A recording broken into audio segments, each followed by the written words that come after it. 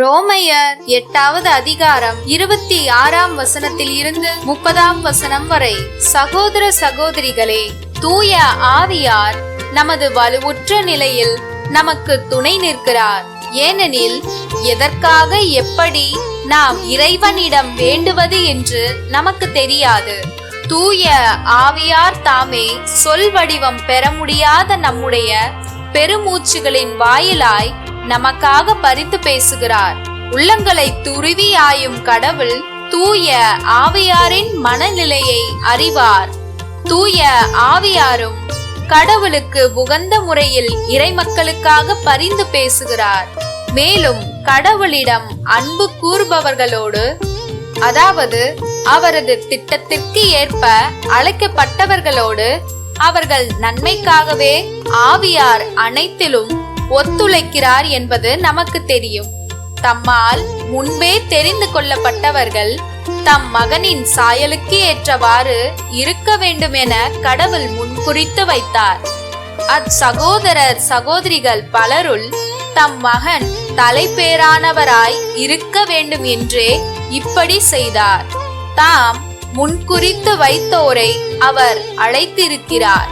தாம் அழைத்தோரை தமக்கு ஏற்புடையோர் ஆக்கி இருக்கிறார். தமக்கு ஏற்புடையானோரை தம் மாட்சியில் பங்கு பெற செய்தார். லூக்கா 13வது அதிகாரம் 22ஆம் வசனத்தில் இருந்து 30ஆம் வசனம் வரை. அக்காலத்தில் இயேசு நகர்கள் ஊர்கள் தோறும் கற்பித்துக் கொண்டே எருசலேம் நோக்கி பயணம் செய்தார். அப்பொழுது ஒருவர் அவரிடம், ஆண்டவரே, மீட்பு பெறுவோர் சிலர் மட்டும்தானா என்று கேட்டார்.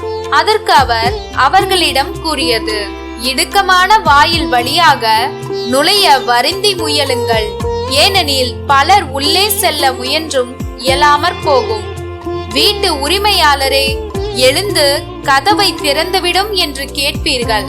அவரோ, நீங்கள் எங்கிருந்து வந்தவர்கள் என எனக்கு தெரியாது என பதில் கூறுவார். அப்பொழுது நீங்கள், நாங்கள் உம்மோடு உணவு உண்டோம், குடித்தோம், நீர் எங்கள் வீதிகளில் கற்பித்தீரே என்று சொல்லுவார்கள். ஆனாலும் அவர், நீங்கள் எவ்விடத்தாரோ எனக்கு தெரியாது. தீங்கு செய்வோரே, அனைவரும் என்னை விட்டு அகன்று போங்கள் என உங்களிடம் சொல்வார். ஆபிரகாமும் ஈசாக்கும் யாக்கோபும் இறைவாக்கினர் யாவரும் இறையாட்சிக்கு உட்பட்டிருப்பதையும் நீங்கள் புறம்பே தள்ளப்பட்டிருப்பதையும் பார்க்கும்போது அழுது அங்கலாய்ப்பீர்கள். இறையாட்சியின் போது கிழக்கிலும் மேற்கிலும் வடக்கிலும் தெற்கிலும் இருந்து மக்கள் வந்து பந்தியில் அமர்வார்கள். ஆம், கடைசியானோர் முதன்மையாவார், முதன்மையானோர் கடைசியாவார் என்றார்.